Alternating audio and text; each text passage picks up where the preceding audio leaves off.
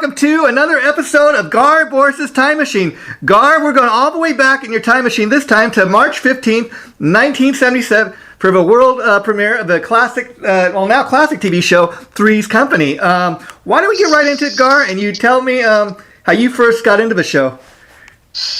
Well, I was a child, I was in my youth, teens and early 20s at the time, my late teens and early 20s, and the show was basically about, my generation, you know what I mean? It was just kind of really kind of tapped into the 1970s,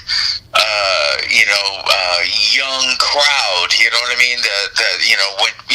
People, because at that time there was I guess they call them boomers. Yeah. I don't really pay attention to that, but it's a boomer generation of the boomers when they were in their late teens and early 20s. So everybody that was during that time could totally relate to the show, and of course because they had these two really good-looking girls, basically every guy would be stupid to miss that show. You know what I mean? Yeah. It was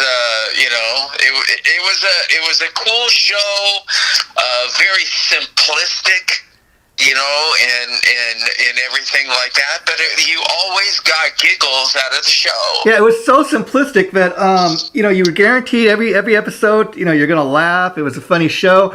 In the late 70s, early 80s, that's the time of what they were calling the sexual revolution. And if you watch a single, any episode of Three's Company, it's all about kind of, silly misunderstanding, silly sexual innuendos, things that are misunderstood or misconstrued. And it just made for fun TV. I mean, originally, it aired, like I said, from March 15th, 1977 to September 18th, 1984.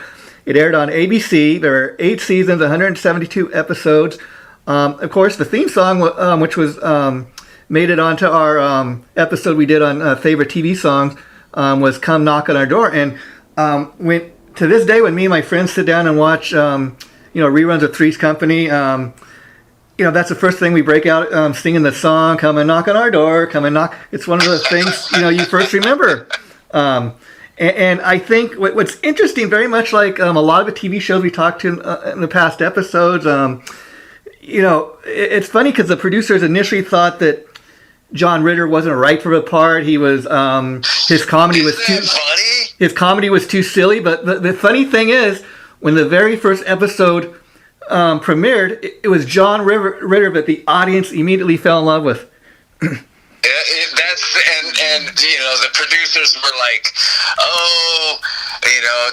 they felt that his character was too effeminate. Yeah. You know what I mean? And really tells you about the differences of social change. Because many times in our interviews I've mentioned that there's society changes. At the beginning of one decade can be totally acceptable and completely embraced, and 10 years later it is considered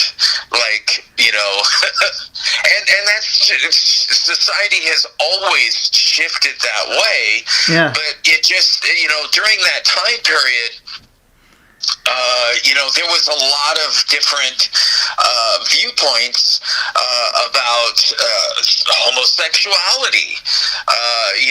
Some of the humor during that show, during that time period, was based on the negative connotations of homosexuality, and during that time, that was all normal. That was just the it was a very a prevalent part of how society viewed that. And it's so weird because when you look back now, social viewpoints on those things are very different now. Oh, yeah. I mean, there's the fact that you have one male living with two females during that time period. That was considered very, very unacceptable. Raunchy, yeah. During that time period, if women actually did that, their reputation would just go right down the toilet. You know what I mean? Because at that time, that was considered a very unacceptable thing to have a guy, a single guy living with two single females. So there's just a lot of things about that show that really, when you look back now, you really, the more you watch this show, the more evident, of how drastically social viewpoints on a lot of those issues that used to be issues on that show aren't issues. And even almost on a daily basis, because they play reruns every day here in Los Angeles on Antenna TV, and I tape them, I come home and watch them just, for giggles, have something to watch as I'm having dinner. And it's funny because all the stuff you talk about, it's so true. I mean, we did not have a woke world we did, that we have today back in 1977 when the show premiered. I mean, you even go back to the very first episode. Let's touch base on a couple of things you just were talking about there, Gar. Okay, in the first episode, it sets up how Jack comes to live with the two girls. They had a party the night before for their roommate who got pregnant and married and is moving out. And the girls wake up in the morning. They find this strange guy they don't know, have a clue who he is. Jack. He's, oh, hi, I'm Jack Tripper. Right off the bat, okay, the name, it kind of sets the whole thing up, Jack Tripper. And then he'd explain, oh, I came with one of the guests last night to your party, and I must have fell asleep here and got drunk or whatever.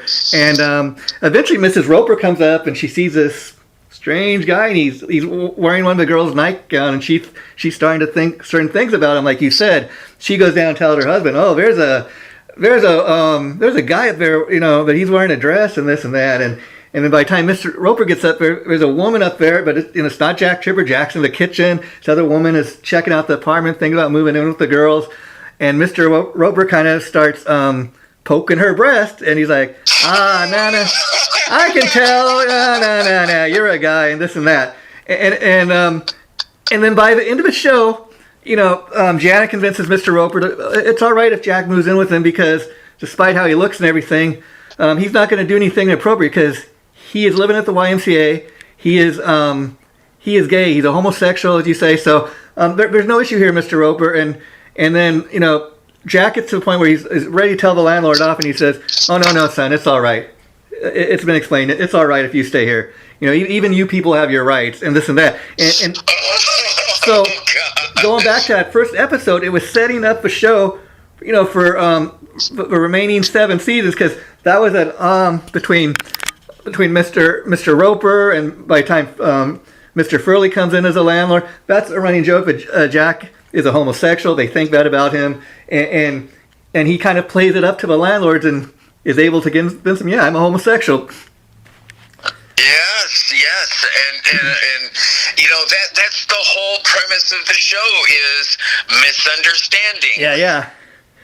It's always about that. Virtually every episode, the whole, premise of a show. Pull, to tug and let go. You know what I mean? Was about misunderstandings. It was people jumping to the conclusions and things like that.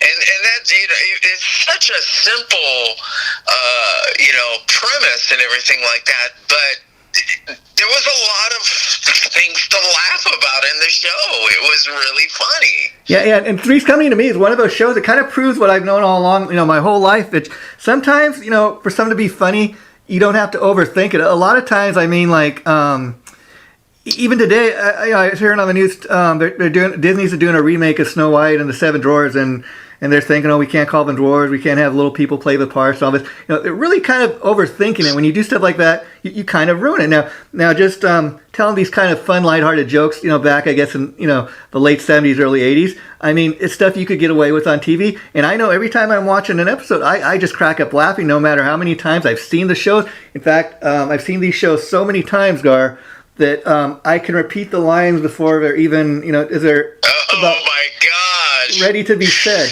And and I think like all great comedies, this show had great writing. We've talked about that. The characters were really developed. I mean, and it just goes to show you, because again, John Ritter was the star of that show. If he had ever left and they tried to do it without him, it would not have worked. You know what I mean? And it was this ensemble cast as well. But John Ritter, he was no doubt about it, he was the star of the show. Well, another thing, about that show, it's a real time capsule as far as fashion. Yeah, you look at the clothes, you look at during that time period. The girls a little bit less, because they were always using sex sells. Yeah.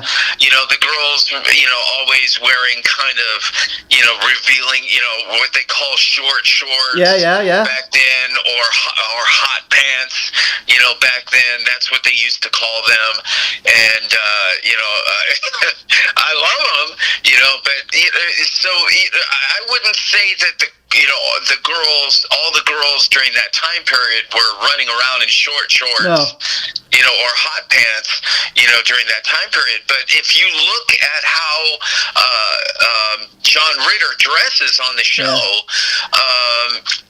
that really does give you a window as to how guys used to dress. I mean, during that time. I even remember some episodes he's wearing those those shirt, those little polo shirts with an alligator on and stuff like that. And again, it kind of works, because when you have a show like that, like when we were watching that now, and it looked like they they were wearing clothes from the 60s, it wouldn't really fit, But the clothing and the fashion you mentioned, let's go to what was on TV, back in stuff like the Bob Newhart show, Mary Tyler Moore. You weren't seeing Mary Tyler Moore wear short shorts or anything like that. That's the first one of those shows, I think, that kind of really was able to get away with that and pull it off, Well, that's the thing that gave it its footholds, was the fact that they were using sex sells, really, without being too overly provocative. Yeah.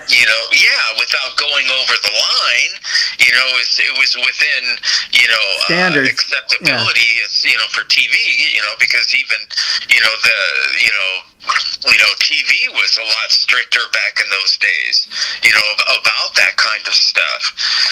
But when you look at the way Jack Tripper was dressing, look at the bell-bottom jeans that he used to wear, because those were very popular for guys to wear during that time.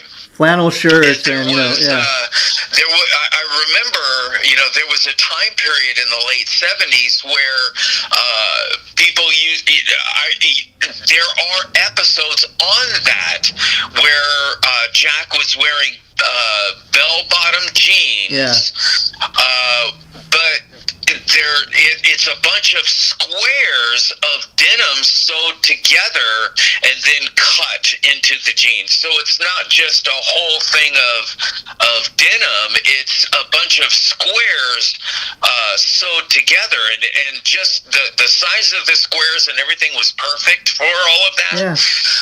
But when you look at it now, you look at it and go, oh my God, people were wearing that? That's so weird looking. Yeah, we could look back at back in those days, those pants were very popular. Yeah, I mean that is where it was at back then, and image-wise, it's kind of interesting. You look at all the people that were on the show, and in the cast, and probably with the exception of John Ritter, maybe his weight went up and down a little, but that was about it. He looked the same. Now the girls, kind of their looks changed throughout from 1977 to the last show in '84. You know, some of they had new girls come in that, and they added what they added. But like, for example, Joyce DeWitt, who played Janet, she had kind of like a little short haircut when the show first premiered. And then she had like a little perm, and then she kind of just grew her hair a little long, like neck length. And then with Chrissy, they kind of both character-wise and kind of look-wise, they kind of tried to sex her up at first. They tried to make her kind of seem like a dumb, simpleton type of blonde. They tried to smarten her up. Classic stereotype blonde. They tried to smarten her up. Where I think when they just kind of gave her kind of some regular lines, it worked a lot better than trying to either make her too smart or too dumb, you know? Well, it was a formula that really worked, and because the studio executives, when they launched the show, back in '77, it was just a mid-season replacement. Yeah. Which mid-season replacements were never considered shows that would have a chance. And when all was said and done, I think they just aired 6 episodes.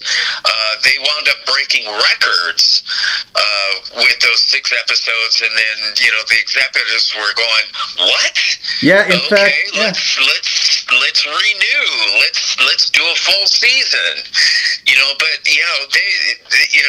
it's so many. I think virtually every one of these TV shows that we do, these episodes that you and I do, they all kind of have this underdog thing about them, the show, when it first was being launched. There was this real underdog thing, and it just seems like virtually every one of these hugely successful TV shows wound up becoming hugely successful against the odds. It's really kind of trippy. Yeah. How often that's an underlying theme to the history of these shows. Yeah. See, and I think the reason for that is so oftentimes the people behind the at the networks and the producers and the writers, they think they know more than the audience. They think they know what's going to work based on maybe TV history, just past shows, what has worked and what hasn't, whereas you don't really know if a show's going to work for the audience until it premieres. And then kind of based on your numbers and if you start getting fan mail or anything like that, you start hearing from the public, like with Three's Company, they even said that they thought John Ritter was too kind of goofy and he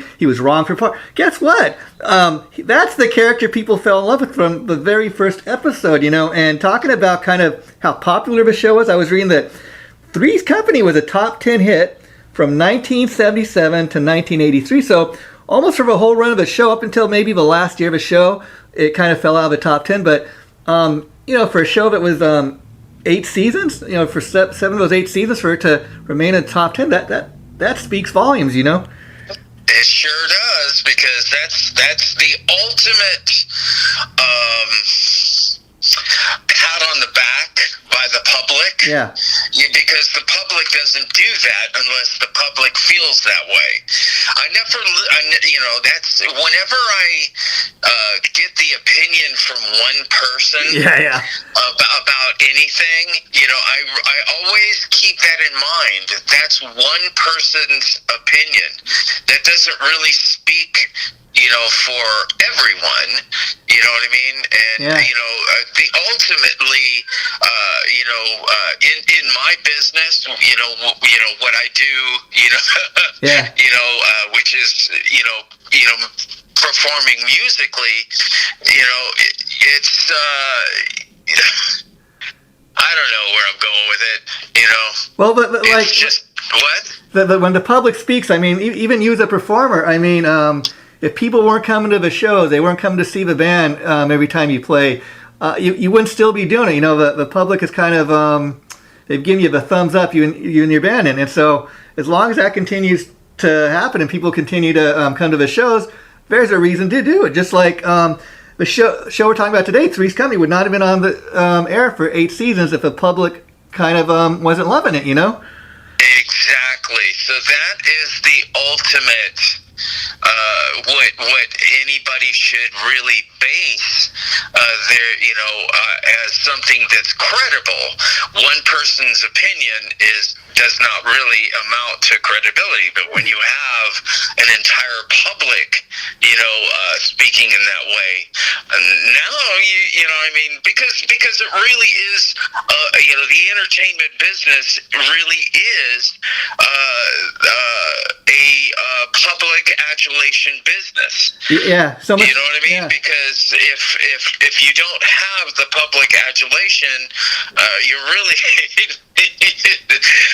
that's kind of like the gas for the car. Yeah, you can't run the car without the gas. So much to the point that with a show like Three's Company, I mean, at a certain point, the producers and the people at the network, they stopped worrying so much about being right and what they think, and they're like, okay, because it's more about making that money. And since this is what the audience has asked for, we're going to give them that and more. I mean, very much like we talked about Happy Days, how Fonzie was initially thought, that character, he's a criminal, he's a hood, nobody's going to like him. Guess what? The audience fell in love with the Fonz, and the minute they did, they kind of tried to rebrand the show. That the Fonz is going to be in every episode now. I mean, it gets to the point where it's more about the money and what the audience wants, and we're going to ride that that cash train for as long as we can. Well, and that's really, like I just said a little while ago, that's the entertainment business, whether you're acting or doing music or anything else, it's a public adulation business. It really is. And that's not something that's given. Yeah. You know what I mean? The public doesn't give that. In order for an entertainer to be able to have it, there's no way to get it without earning it. You know what I mean? Yeah. Really, there really is no other way to get it other than earning it. And that's the thing that's so impressive about people in that business that wind up having very large amounts of success. Like I said, whether it be acting, music, or anything else. You know what I mean? It's really a super difficult thing to do. To be able to have that kind of adulation from the public, it's really extremely difficult, and that's why it's so impressive to look at people like John Ritter and the rest of the cast of this show, is because that show had an 8-year run. It was extremely popular show. It became popular against the odds. You know what I mean? Yeah. All of those things just kind of give you a better idea about their success and how much it should be appreciated. You know what I mean? Oh, yeah. Can I also, talk about the Suzanne Summers part of the show? Yeah, I wish you would. Yeah, please do. Because I was around and I was well aware of it when it was happening. Yeah, please do. Let the audience know about that. I think it was like in the early 80s, it came time for contract renegotiation, you know what I mean? Because their contracts had, run their course, and now it's time to renew contracts because the season the show is continuing on. Yeah. And let's get into that, Gar, because that's a big part of her leading. Suzanne Summers,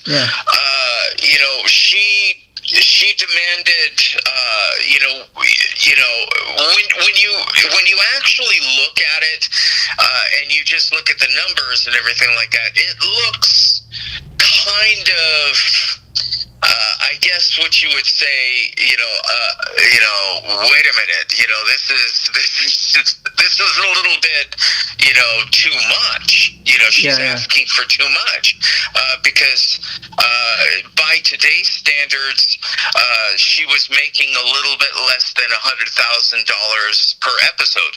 That's not what she was being paid back then. Yeah. But by today's standards with inflation, she was making about $100,000 an episode. But the raise that she was asking for was jumping up to over almost $500,000 an episode. Yeah. Going from, by today's standards, it would be $500,000 an episode. And then on top of that, she wanted 10% of the profits of the show. Yeah. Now, when you first hear that, it's like, wait a minute, she's like, this looks, it looks like she's getting greedy and everything like that. And, there's only one problem to this whole thing, which goes back to what we were initially talking about differences between then and now. What she was really asking for was the same as what they were paying John Ritter. Yeah. And what's funny about that is she wasn't asking for something outrageous. She was asking for herself to be paid as much as her actor, another one of her, people that were on the show. And it just really shows you how much of a difference that the females were making on the show versus what the males were making. And that's a drastic difference where the females were being paid, somewhere in the equal amount of about $100,000 an episode, but yet at the exact same time, the male on the show was being paid like over 5 times as much as what she was making. Yeah, and here's what's funny about that. Like you said, it's a very different world back in 1977 when the show first premiered, in the early 80s even. I mean, back then, we don't have as woke of a society as we do today. I mean, back then, like you said, made the point, men always got paid more than the women did, almost at any job. I mean, even if you're talking about hiring somebody to be a janitor. If you hire a woman, they're going to get paid to be a janitor. They were going to get paid a little less than the man. And I seen one of these documentaries like E! True Hollywood Story once on behind the scenes of Three's Company, and one of the producers went on the record saying, well, part of the reason we didn't want to give Suzanne Summers a raise is because while she was a cast member on the show, she was not the star of the show. John Ritter was a star, so to begin with, she's not even going to get near what he was getting paid because he's the main star of the show, or that's how he was cast. And what's funny about that is even before Three's Company, as you and I were talking in a previous episode, before Three's Company was ever on there, one of the first things that Suzanne Summers ever did was she appeared in the movie American Graffiti. And yes. And in fact, I think she was just listed as the blonde. But and we're going to do a future episode on that in a few weeks. But so she'd actually done a major motion picture, whereas I don't think John Ritter at that point even had. But he was billed as a star, so that was, according to the producers, part of the reason that he got more money. He was a star, and nobody else was going to get as much as him. Well, but here's another angle to the story, because, like I said, I was around during that time, and I was very well aware of what was going on. And, not the details as to the disparity between what she was being paid and what John Ritter was being paid. She, it just really kind of gives you a window as to, what, that disparity between, maybe he was the star of the show, but, 5 times as much. Well, the world, like you said, Gar, and just everything we're talking about proves it, was a very different world back then, and so much to the point that, if this had taken place even today in 2022, and Suzanne Summers was trying to do this, and you get all these people behind her. Oh, girl power, you go, girl. But long story short, because of the way she went about it, and the people were so against it back then, she eventually, she got kind of blackballed in Hollywood for years. Well, she did. Yes, she did. And the truth of the matter is what they did is, as far as the public knew, they just completely destroyed her reputation, during that time. In fact, all the press releases that were sent out during that time was that she was being completely and totally unreasonable, and what she was asking for was outrageous. Yeah. So they really went out of their way to destroy her career. And to be honest with you, this all happened in the view of the public. Yeah, because the public, see, back in those days, there was no internet, and there was no, so all you had was the information that was released to the public. And as far as the public knew at that time, was that she was like unreasonable, she was out of line, she was being completely unreasonable, she was being greedy, and they just really went out of their way to destroy her career. And after that, she was lucky if she could get a commercial. Yeah, in fact, before they actually fired her from the show, I think she got 2 more episodes, and at that point, she was only allowed to show up to the somewhere in the studio, but away from the rest of the cast. She couldn't show up to the set where they were filming. She had to do her little scene on phone, Chrissy went to visit her sick parents, and she's away visiting her sick parents, and she calls Jack and Janet to tell them she's sending in the her share of a rent or something.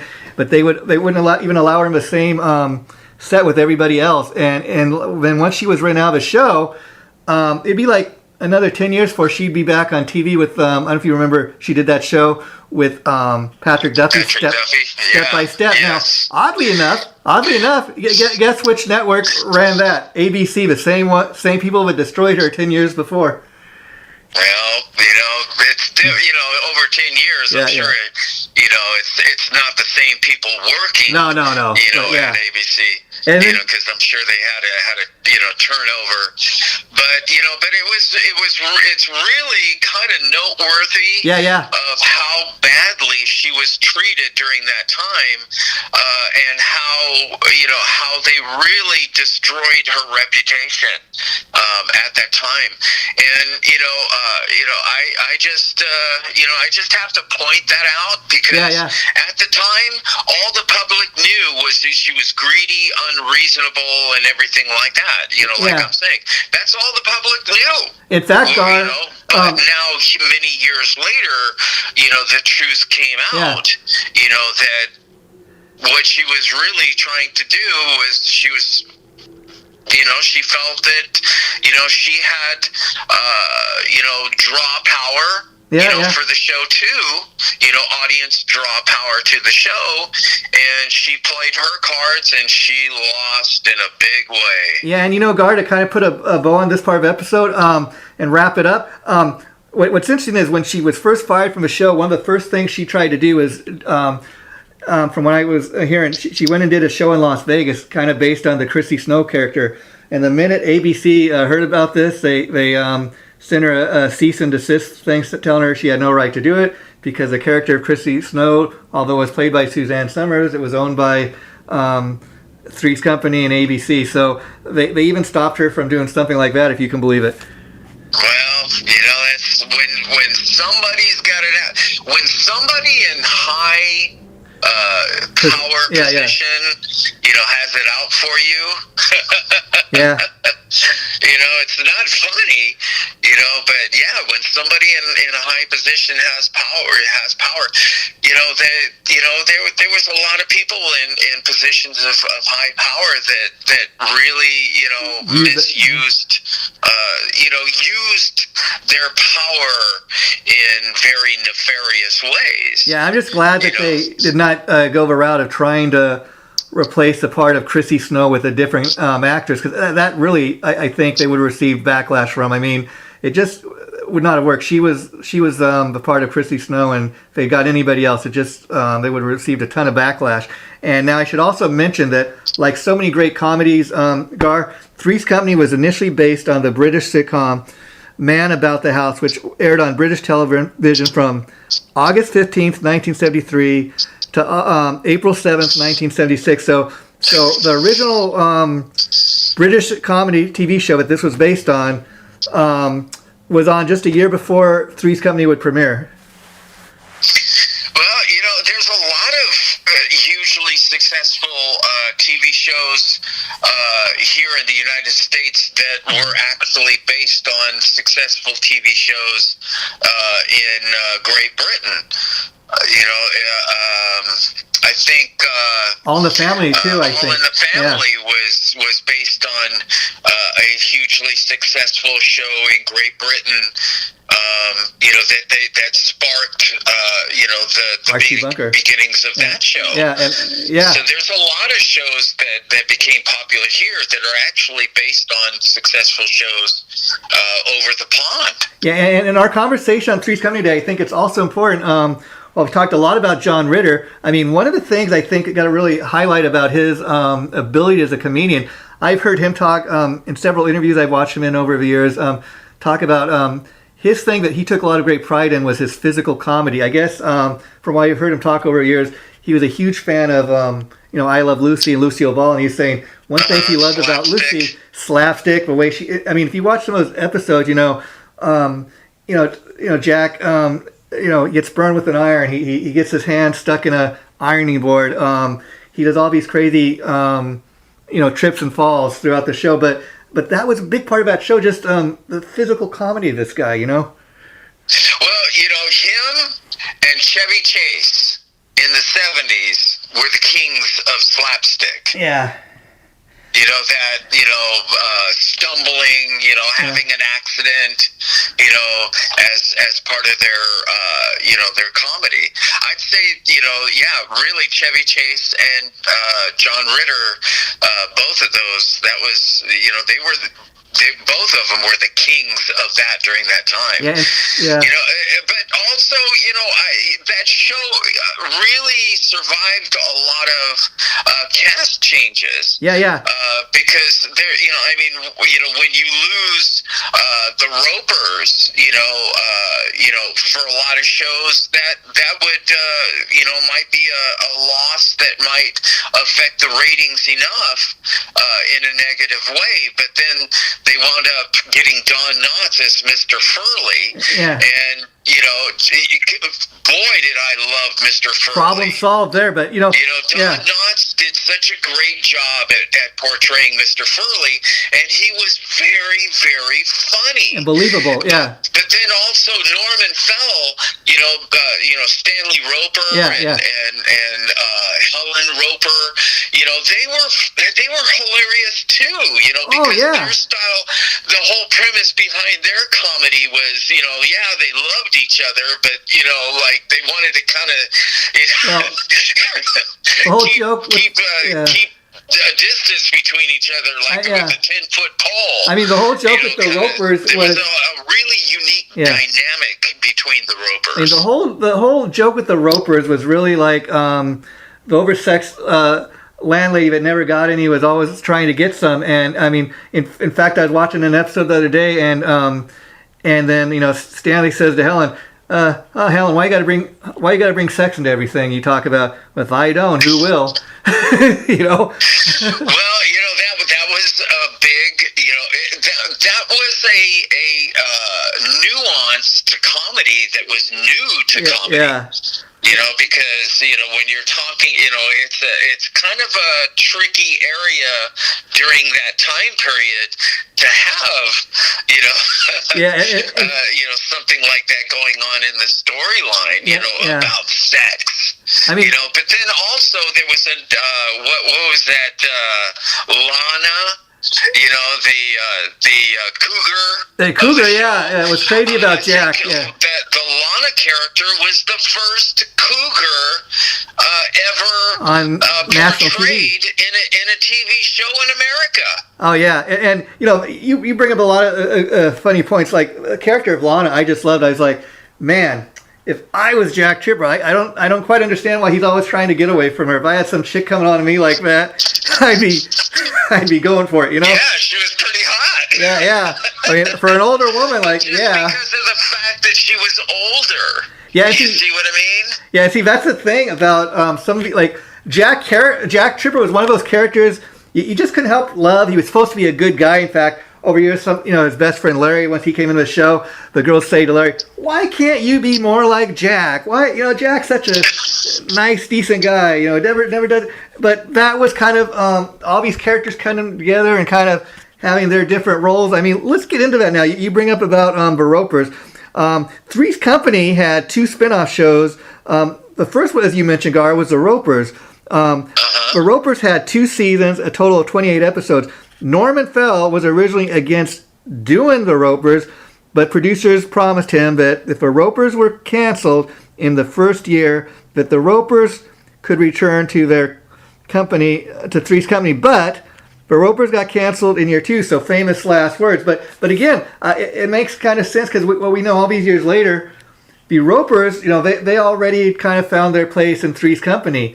And kind of sadly what happened, like a lot of these classic TV shows that try to have spin-offs, is, the Ropers are funny. It's kind of, a downstairs landlord in Three's Company. But I don't know that it works as a whole, a whole series. Because for one thing, they kind of move in an upper scale, apartment building with this snobby neighbor, Jeffrey P. Brooks III. And it's kind of, again, some silly misunderstandings, but it worked much better as part of Three's Company. So it's interesting that Norman Fell was, played Stanley Roper. He was initially against doing the Ropers, but he had to be talked into it. Well, Norman Fell's career, all the way up to Three's Company was all like super serious movies roles. And dramas, yeah.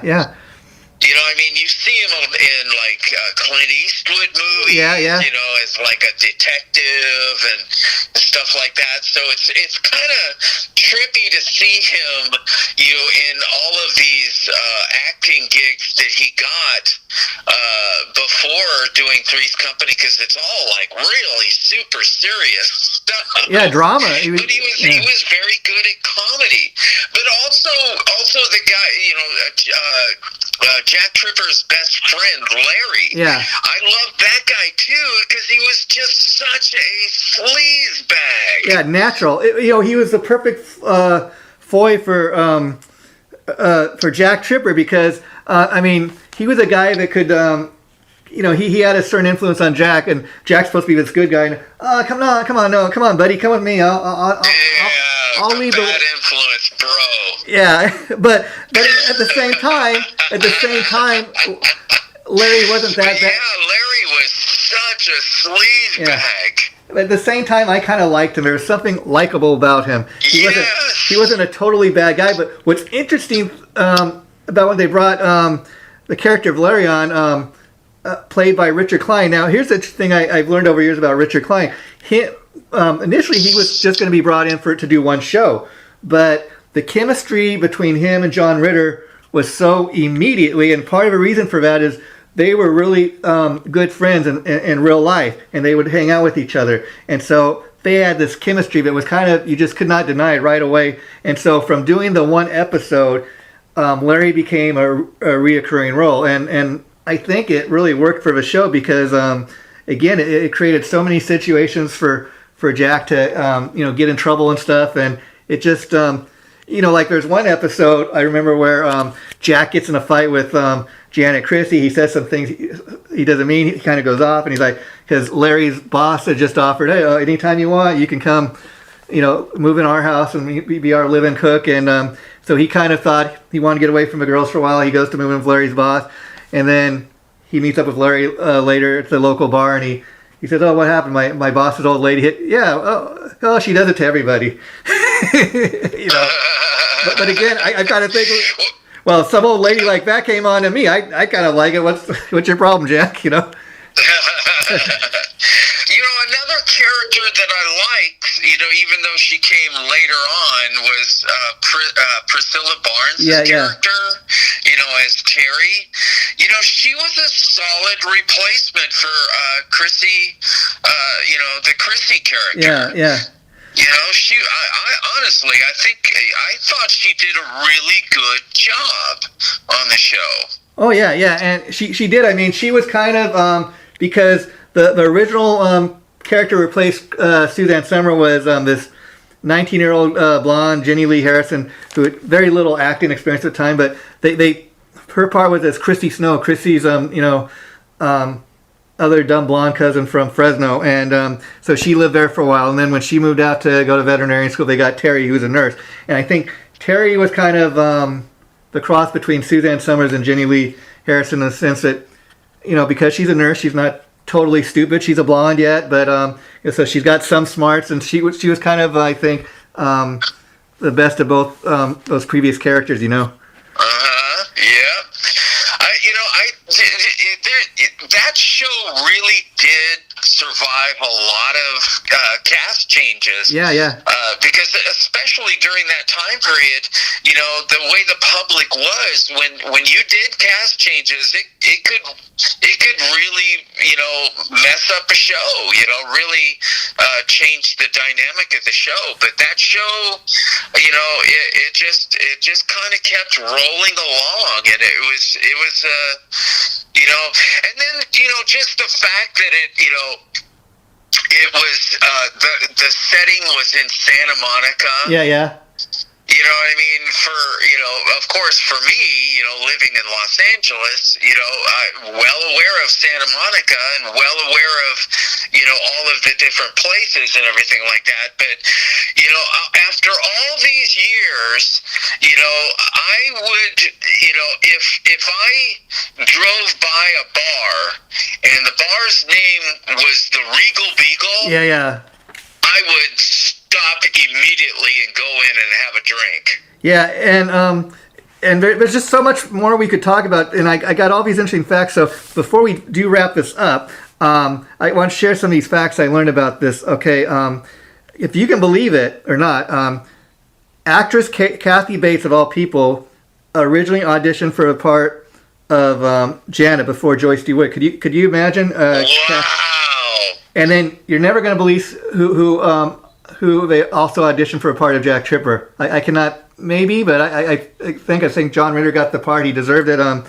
Billy Crystal. Wow.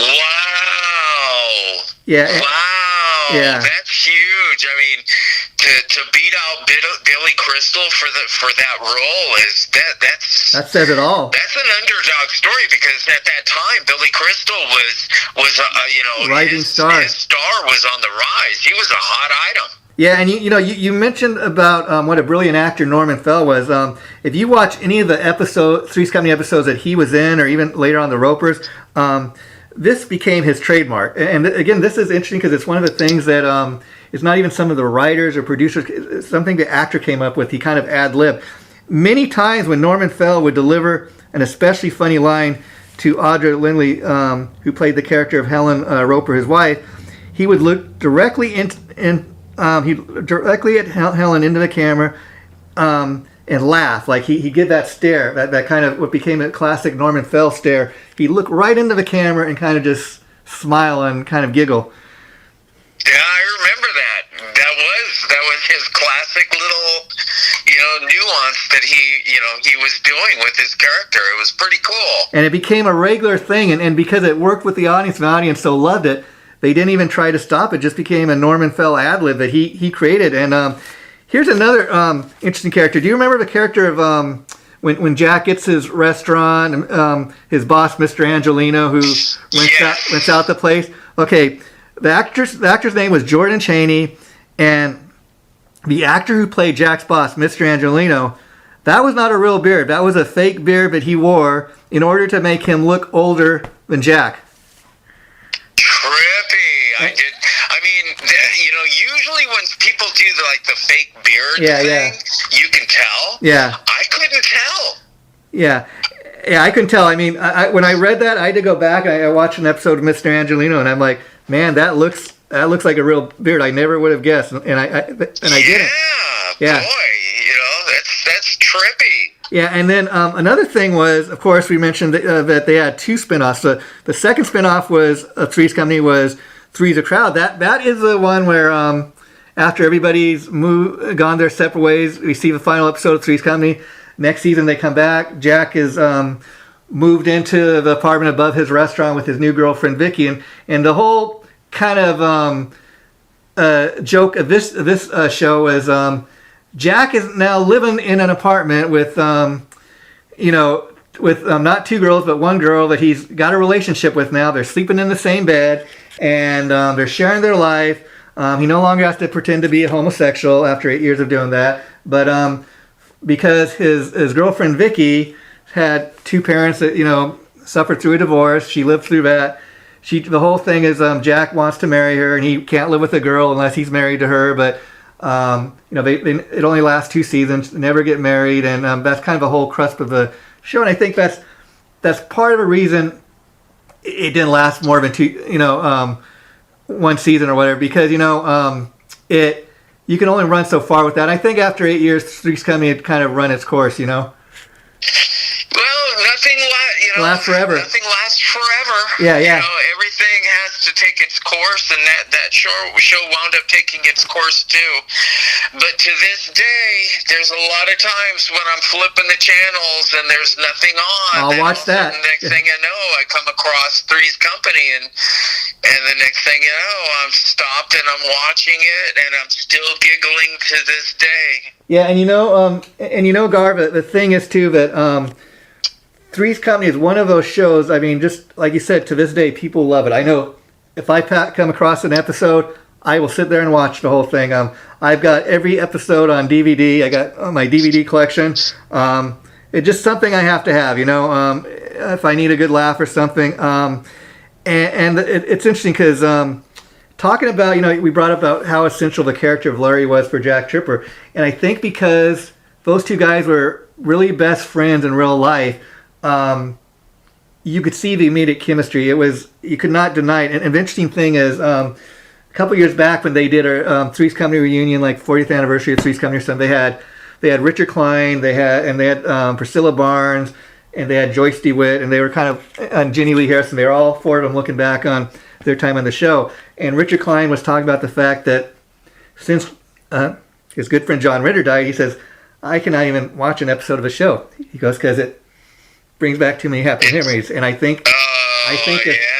I could totally see that. Yeah, and you could really feel that it was heartfelt. I mean, not that the people, but because him and John had such a deep friendship that they, he said, I can't even watch this show. Sitting here talking about all these memories, and I just think of John. And what's interesting is we talked about all the stuff with Suzanne Summers, and for years, because there's so much bad blood between the different, between John Ritter, Joyce DeWitt, and Suzanne. They didn't talk for years, but amazingly, about a month before John Ritter would die, he happened to be in Los Angeles somewhere, and he heard where Suzanne Summers was. He just wanted to kind of call her on the phone. At that point, he had another TV show on the rise that was called 8 Simple Rules.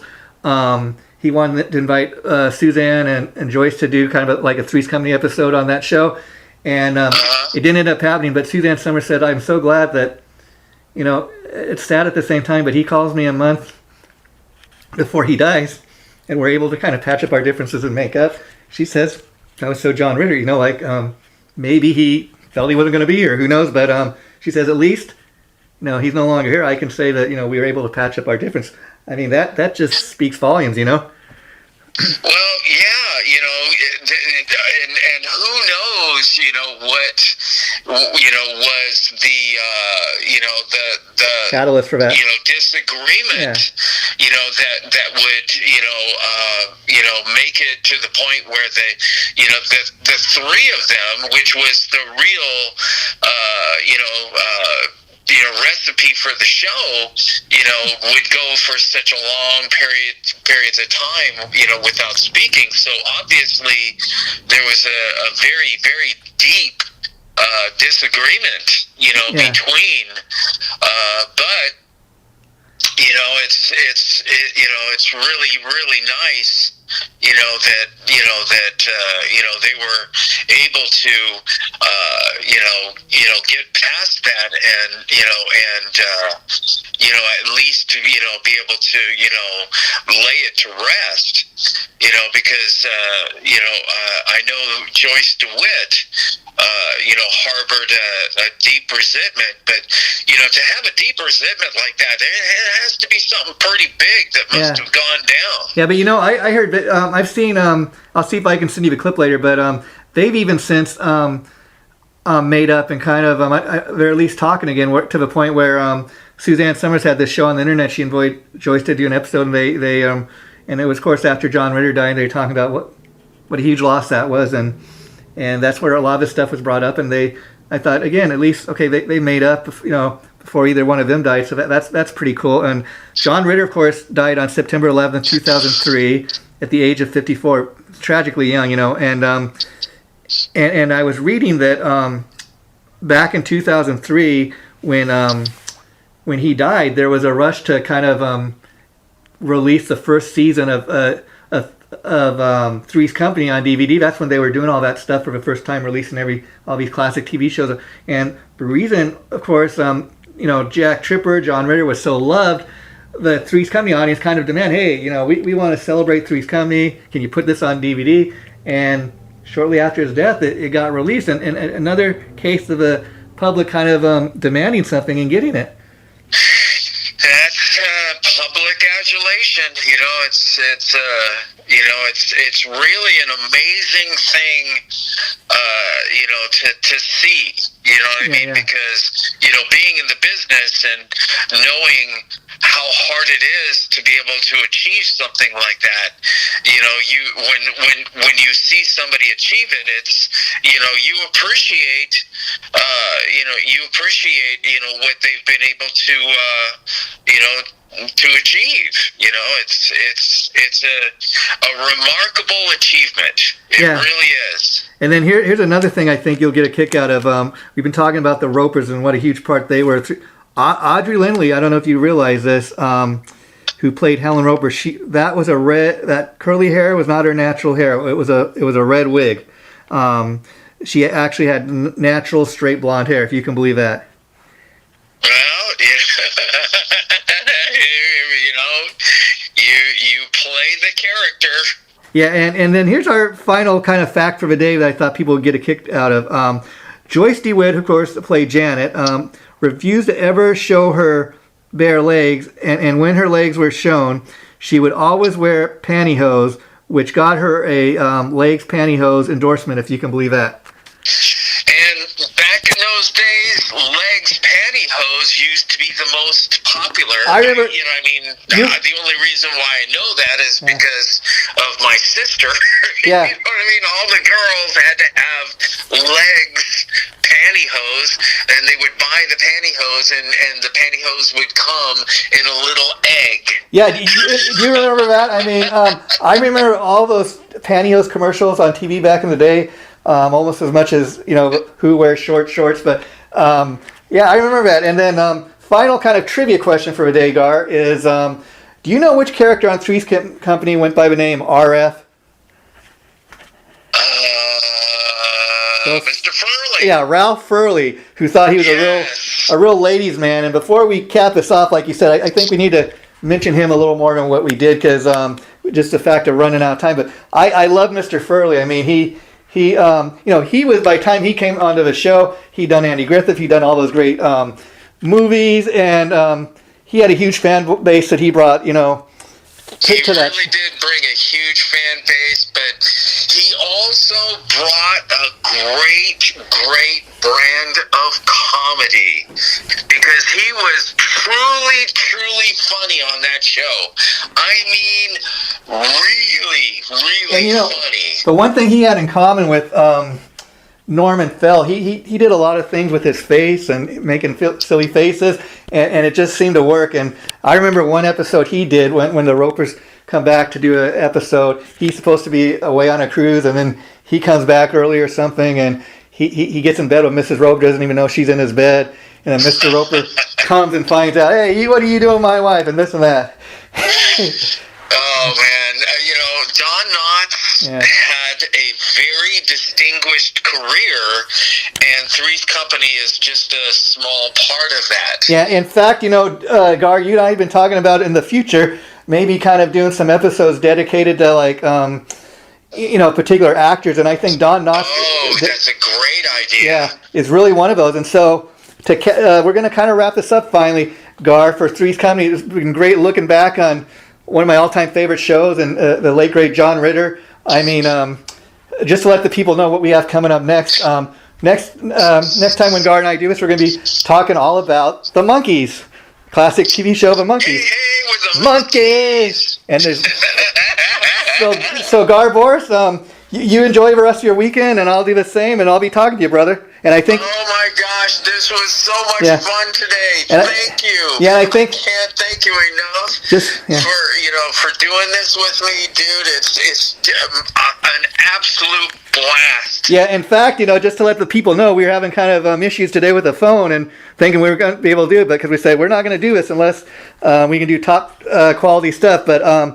But yeah, so we got it done, and next time, The Monkees, and I think I'll begin this up by next Saturday, Gar, so I will keep you posted on that. You rock, brother. Take care, brother. Bye-bye.